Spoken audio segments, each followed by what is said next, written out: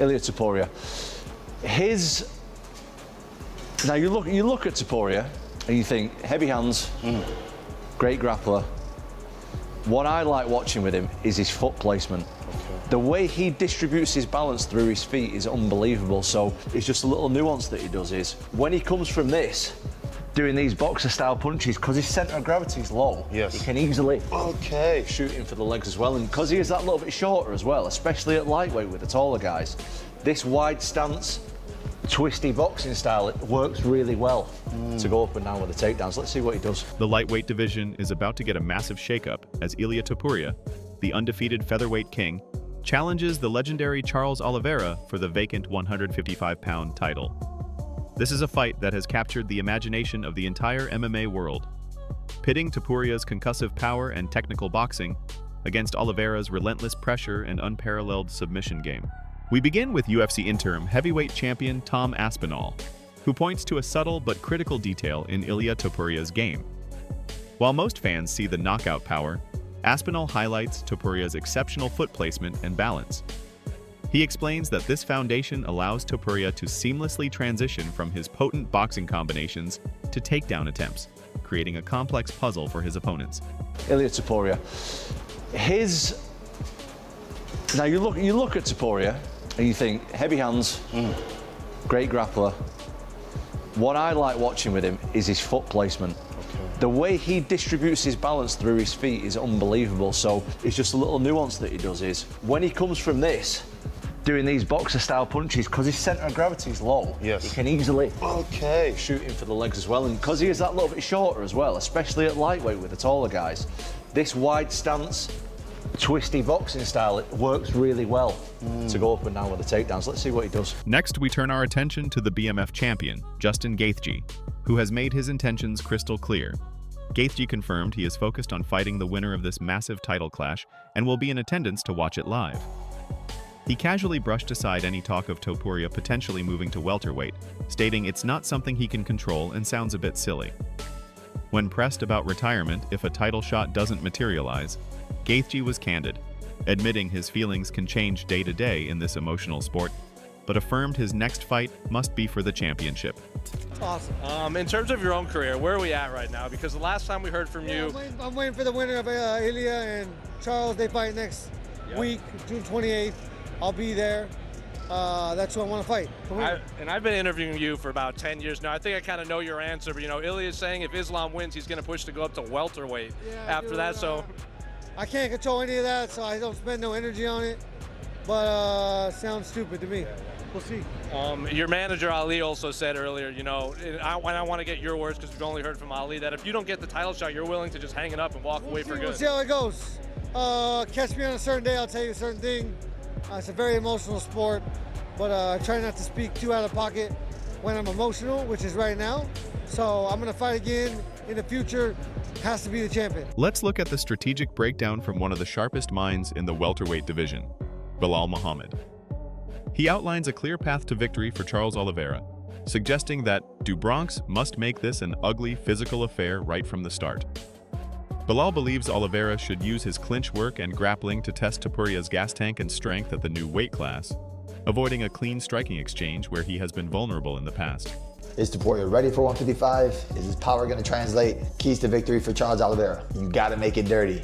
You got to get close on him. I think you have to initiate the clinch, initiate grappling exchanges, especially early. Don't try to sit there and box with him. Don't strike with him. I know you have a high guard, but you get caught a lot with looping punches on the outside.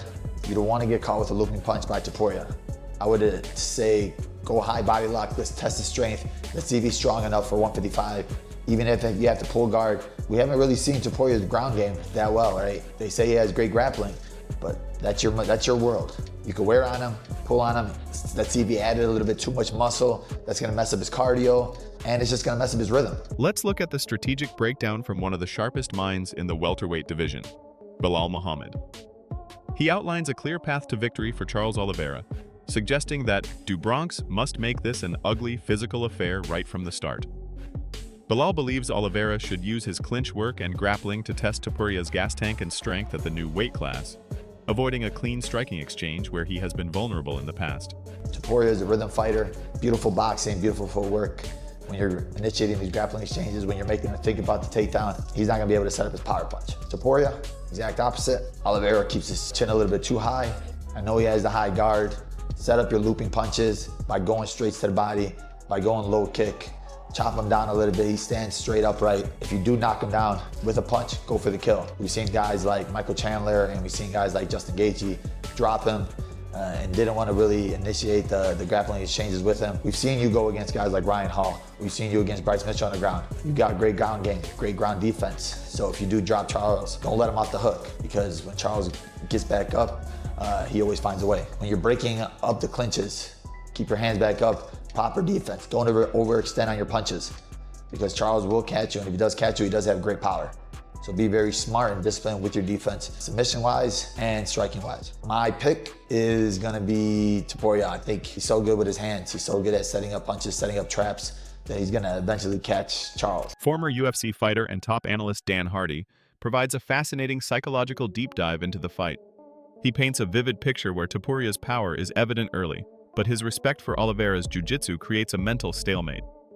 Hardy imagines a scenario where Topuria drops Oliveira multiple times but refuses to engage on the mat, leading to a frustrating loop for the challenger. I can certainly see a point where Topuria gets where he gets sick of dropping Charles Oliveira but not being able to put him away entirely. Like, I mean, think about this as a scenario, right? So the first round starts, Topuria comes out and he cracks Oliveira with one big shot and drops him. Oliveira sits to his butt and then kind of welcomes him to the floor, and Topuria's like, no, I'm not playing this game, back to your feet. And then he could drop him once, twice more, but not feel confident to rush in and try and TKO finish.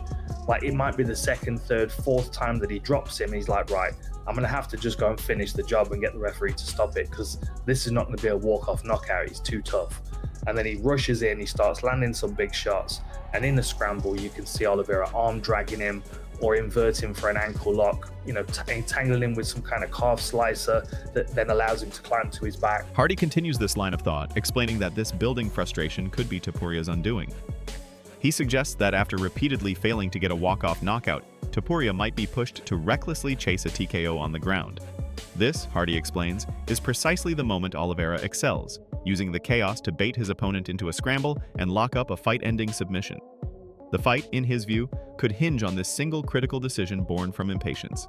I mean, I could give you a few different scenarios like that, but it would be that kind of circumstance, I think, where Topuria's dropped him and then, you know, chases it up on the ground. And I think that would come out of frustration of not being able to get the finish on the feet. Circling back to Tom Aspinall, he also shared high praise for Charles Oliveira's fearless mentality. Aspinall notes that Oliveira is completely unafraid to stand and trade heavy leather with aggressive power punchers, pointing to his wars with Michael Chandler and Justin Gaethje as prime examples. He explains that Oliveira often invites these chaotic exchanges specifically to create openings for his lethal submission game, utilizing unpredictable attacks from the clinch or even his back. Look at is he isn't afraid to exchange with the punches, with anybody. We've seen him get punched off guys like Chandler.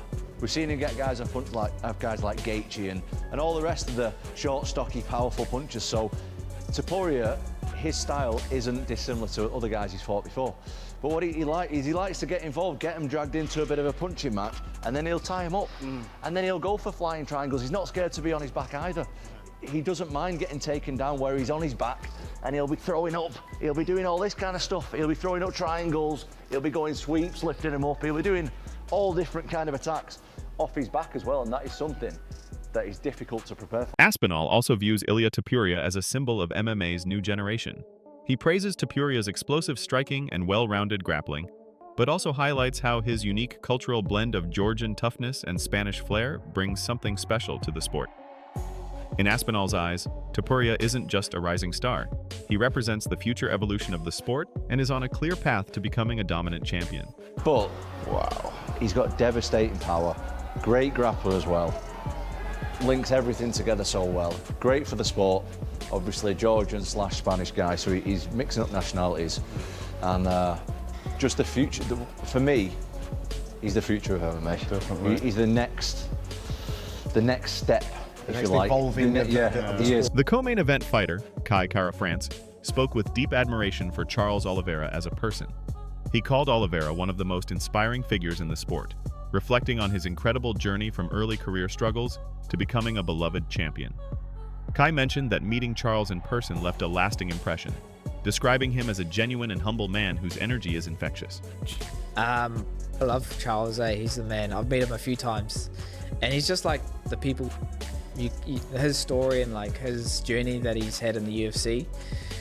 It's just like that's what I love about the sport. You can't count anyone out, and even his rough start in the UFC or where he was at, and then to go on this massive win streak, win the belt, defend it. Like, how can you not love him? And like, just meeting him in person, he's just such a relatable person. Like, he's just a fan favorite. Like, I've done a few guest fighters with him, a guest appearance with him on Fight Week, and yeah, just really liked him. Well, like, gravitated towards him, just not just a fighter, but just as a normal guy. Yeah, loved his energy. Regarding Ilia Topuria, Kai Kara France lauded him as one of the UFC's absolute best fighters today. He highlighted Topuria's incredible precision and selective shot-making, noting how finishing elite fighters like Max Holloway and Alexander Volkanovski makes him a once-in-a-lifetime kind of athlete.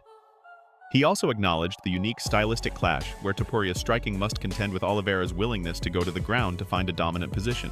Ilia is one of the best guys in the UFC right now. His skill set is he's so good at what he does, and like what we talked about, being really selective of his shots and really precise.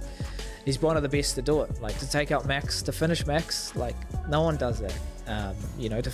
To finish Volk, one of my teammates, like this is like one in a lifetime kind of athlete. So yeah, it's a unique matchup because on the ground, Oliveira is so dangerous, and he doesn't mind getting taken down or giving up. Finally, Kai touched on a commonly overlooked aspect of Charles Oliveira's game, his striking. He warned that while everyone focuses on the jiu-jitsu, Oliveira is very dangerous on the feet with excellent Muay Thai. Kai sees a path where Topuria's power could be overwhelming, but he also cautioned that overconfidence could lead him into a grappling exchange that ends his night abruptly.